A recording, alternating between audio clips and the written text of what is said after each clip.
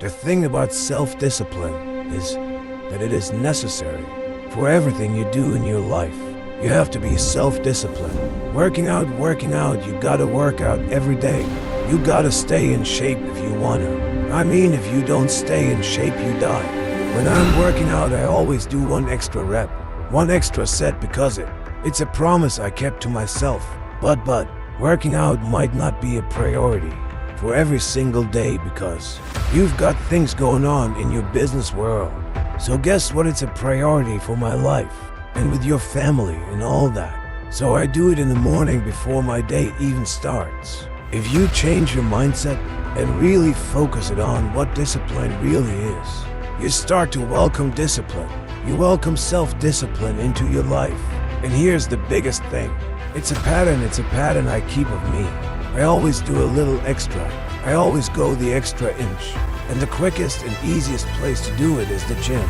Cause I can always grab one more weight, one more set, and here's what it does. It shifts your identity. The benefit of discipline in my eyes has always been that through discipline, I get things done. I do it in the morning before my day even starts. So I can still handle the priorities for the day, but I got my workout done. So long term, I'll look up in a year and I'm not out of shape and breathing hard when I go up the stairs because I maintain that discipline on a daily basis. Most people go through life never discovering what their talents are. Most people never develop their talents.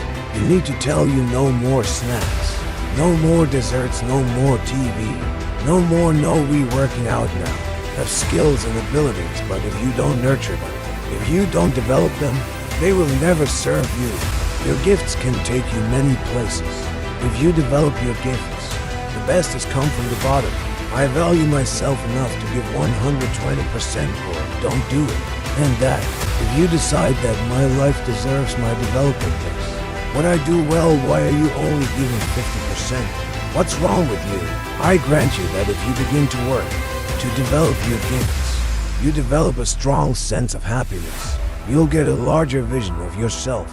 Because part of beginning to get a larger vision of yourself, all of us need some area of our lives where we can have a feeling of competence. Another fucker having a good time. You got to have the strength of character. You need to tell you that you owe you something. As you begin to develop and expand your skills and your talents and your vision of yourself, you will always be in control of your destiny. I want freedom, and for me, disciplining myself means more freedom.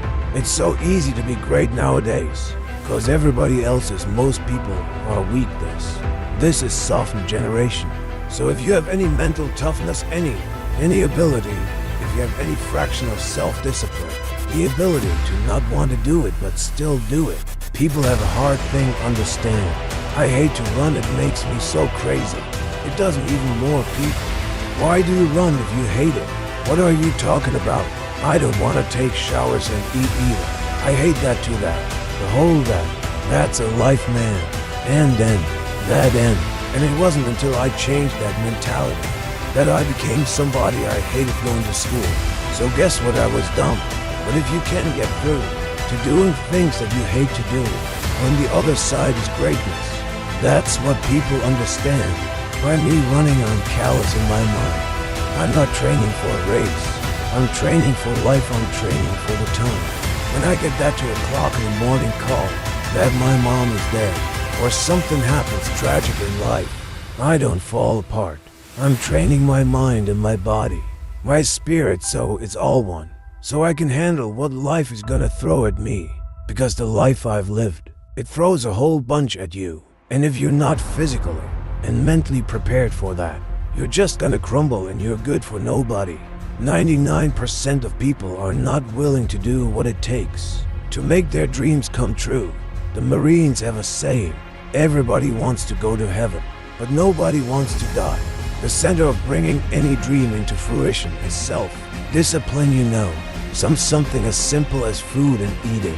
It is not about your body as much as it is about your mind. It's getting command of your mind to be able to choose actions that are in your own best interest. Every day, we are choosing that's not in our own best interest. So if the world is attacking you, and the world wants to fight you, and the world's trying to hold you down, so you gotta kick yourself in the balls, so you won't stop yourself from getting what you dream. And I think the word discipline has kind of gotten a bad name when you think about it in terms of punishment. I'm not talking about discipline in that way.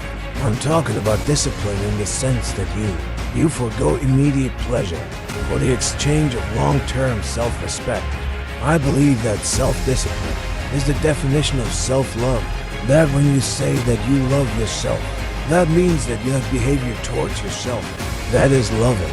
Self-discipline is the center of all material success.